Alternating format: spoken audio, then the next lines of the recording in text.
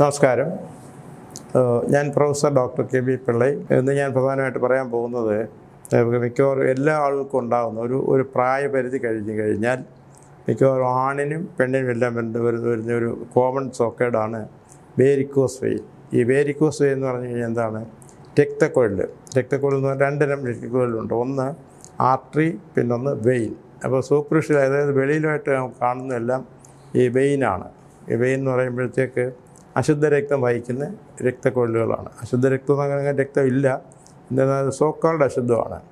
അപ്പോൾ ഇതിന് പല കാരണങ്ങൾ കൊണ്ടാണ് ഈ വേരിക്കോസ് വെയിൻ ഉണ്ടാകുന്നത്. ഒന്ന്, ഈ കൂടുതലായിട്ട് ഇരിക്കുക, കൂടുതലായിട്ട് നിൽക്കുക, പിന്നെ നിന്നുള്ള. ഇപ്പോൾ ഉദാഹരണം, ഈ ഡ്രൈവേഴ്സ്, അവർക്ക് ഇരുന്നുള്ള ജോലിയാണ് കൂടുതൽ. പിന്നെ ഓഫീസ് വർക്ക്, അവർക്ക് ഇരുന്നുള്ള ജോലിയാണ്. പിന്നെ ഈ ടീച്ചേഴ്സ്, അവർക്ക് എക്സസൈസ് വേണമെങ്കിൽ ചെയ്യാം, അവർ കൂടുതൽ സമയം ഇരിക്കും. ഏറ്റവും കുഴപ്പക്കാരെന്ന് പറഞ്ഞാൽ ഡോക്ടേഴ്സാണ്. ഇപ്പോൾ ഒരു ഡോക്ടേഴ്സ് ഒരു സീറ്റിൽ ഇരുന്ന് കഴിഞ്ഞാൽ അവർക്ക് ചിലപ്പോൾ ഒരു 10-100 പേഷ്യൻസിനെ കാണേണ്ട കാര്യം ദിവസം വരും. അപ്പോൾ ഇത്രയും അവിടെ ഇരിക്കുകയാണ്. അപ്പോൾ നമ്മളെ എങ്ങനെ ഇരിക്കും തോറും ആ താഴോട്ടുള്ള രക്തഓട്ടം കുറയും. ഇപ്പോൾ ഉദാഹരണം, നമ്മൾ ഒരു ട്യൂബ് തന്നെ വെള്ളം പോയിക്കൊണ്ടിരിക്കുകയാണ്. അത് മടങ്ങിക്കഴിഞ്ഞാൽ പിന്നെ വെള്ളം സുഗമമായിട്ട് പോകത്തില്ല. അതുപോലെ തന്നെയാണ് നമ്മുടെ ശരീരഭാഗങ്ങൾ എപ്പോഴും ഇങ്ങനെ മടങ്ങിയിരുന്ന് കഴിഞ്ഞാൽ രക്തം ഓടാതെ വരും. അപ്പോൾ ഈ രക്തം ഓടാതെ വരുന്നതിൻ്റെ കാരണങ്ങൾ ഞാൻ പറഞ്ഞത്, ഇത് രക്തക്കൊഴലുകൾ അടവുണ്ടാകുന്നതിൻ്റെ പ്രധാന കാരണം ഈ നേരെ കൂടുതൽ സമയം ഇരിക്കുക, കൂടുതൽ സമയം നിൽക്കുക. ഇപ്പോൾ ഉദാഹരണം, ഈ നിന്നുള്ള ജോലി, ഒരുപാട് ആളുകൾ നിന്നുള്ള ജോലി ചെയ്യുന്നുണ്ട്. അപ്പോൾ അവർക്ക് ഇത് വരാം. പിന്നെ കൂടുതൽ സമയം നിൽക്കുന്നത്, ഇപ്പോൾ ഉദാഹരണം ഈ പൈലറ്റ് ഇപ്പോഴത്തെ പൈലറ്റിംഗ് ഒന്നും വലിയ കുഴപ്പമില്ല. പഴയ കാലത്ത് അവർക്ക് എപ്പോഴും തന്നെ ഇരിക്കണമെന്നുള്ളതുണ്ട്. ഇപ്പോൾ അതിൻ്റെ ആവശ്യം വരുന്നില്ല. എന്നിരുന്നാൽ തന്നെ അവർ ഇരിക്കാതിരിക്കാൻ പറ്റില്ല. അതുപോലെ ഡോക്ടേഴ്സ്, ടീച്ചേഴ്സ്, ഞാൻ നേരത്തെ പറഞ്ഞിട്ടുള്ള, പിന്നെ ഇതൊന്നും വേണ്ട, നമ്മുടെ ഈ നമ്മൾ റോഡ് സൈഡിൽ കാണാൻ തട്ടുകട നടത്തുന്ന അവർ ചായ അടിക്കാനും അതിനൊക്കെ നിൽക്കുന്നവർ രാവിലെ നിന്ന് കഴിഞ്ഞാൽ അവർ വൈകുന്നേരം വരെ അവർ നിൽക്കുകയാണ്. ഇങ്ങനെ വരുമ്പോഴത്തേക്ക് ആ രക്തക്കുഴലുകൾ ബൾജ് ചെയ്തിട്ട് രക്തം ഓടാതെ വരും. അപ്പോൾ പിന്നെ ഇതിന് പ്രതിവിധി എന്ന് പറഞ്ഞു കഴിഞ്ഞാൽ, നമ്മളിപ്പോൾ ഉദാഹരണം, ഇപ്പോൾ ഓഫീസ് തന്നെ ഒരാൾ വർക്ക് ചെയ്യുകയാണെങ്കിൽ കുറേ നേരം ഇരുന്നൊരു 1 മണിക്കൂറൊക്കെ ഇരുന്നിട്ട് ഒരു 4-5 മിനിറ്റ് ഒന്ന് ഇറങ്ങി നടക്കുകയോ, അല്ലെങ്കിൽ ഒരു ചെറുതായിട്ട്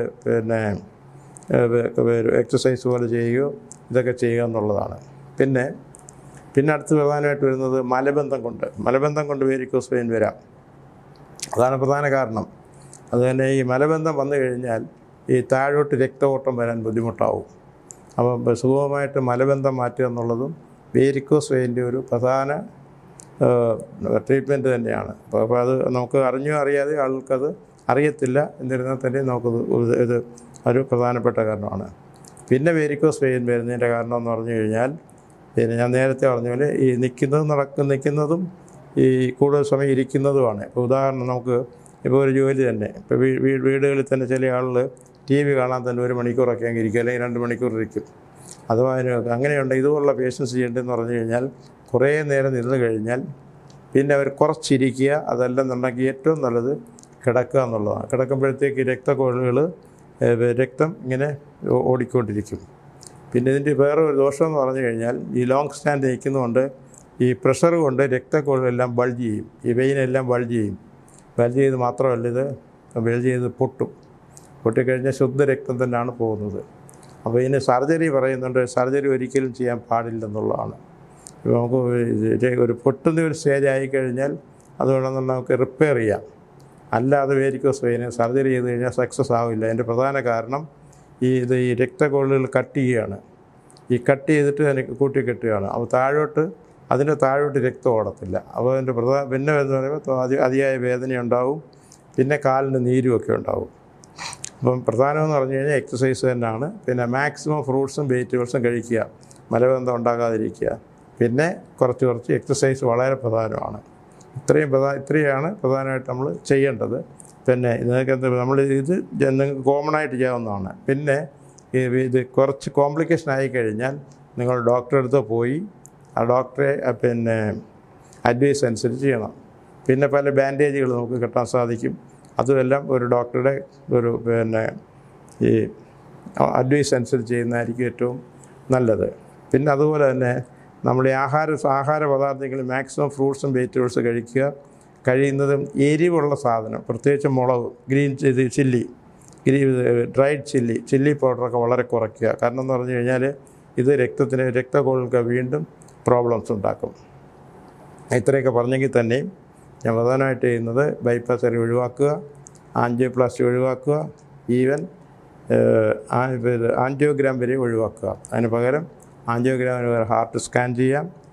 പിന്നെ ബൈപ്പാസ് സർജറിക്കും ആൻജിയോപ്ലാസ്റ്റിക്ക് പകരം നമുക്ക് ഈ ലേസർ തെറാപ്പി ചെയ്യാവുന്നതാണ്. WHO തന്നെ പറഞ്ഞിട്ടുണ്ട്, ആൻജിയോപ്ലാസ്റ്റി കൊണ്ട് ഒരു പ്രയോജനം ഉണ്ടാകുന്നില്ല. Bypass surgery more than 90% bypass surgeries ആവശ്യമില്ലാത്തതാണ്. അപ്പോൾ ഇതൊക്കെ ഞാൻ പറഞ്ഞെങ്കിൽ തന്നെ എൻ്റെ പ്രമാദമായ പേഷ്യൻസ് നമ്മുടെ മാർത്താണ്ഡവർമ്മ മഹാരാജാവ് തിരുവിതാംകൂർ, പിന്നെ അതുപോലെ നമ്മുടെ ഫോമർ പ്രസിഡന്റ് KR നാരായൺ, അതുപോലെ തന്നെ അമേരിക്കൻ പ്രസിഡന്റ് ജിമ്മി കോർട്ടർ, ഇവരൊക്കെയായിരുന്നു എൻ്റെ പ്രമാദമായ പേഷ്യൻസ്. ഇതിനെപ്പറ്റി കൂടുതൽ അറിയുന്നതിന് വൈകിട്ട് ഒരു 7 മണിക്ക് ശേഷം എന്നെ കോൺടാക്റ്റ് ചെയ്യാവുന്നതാണ്.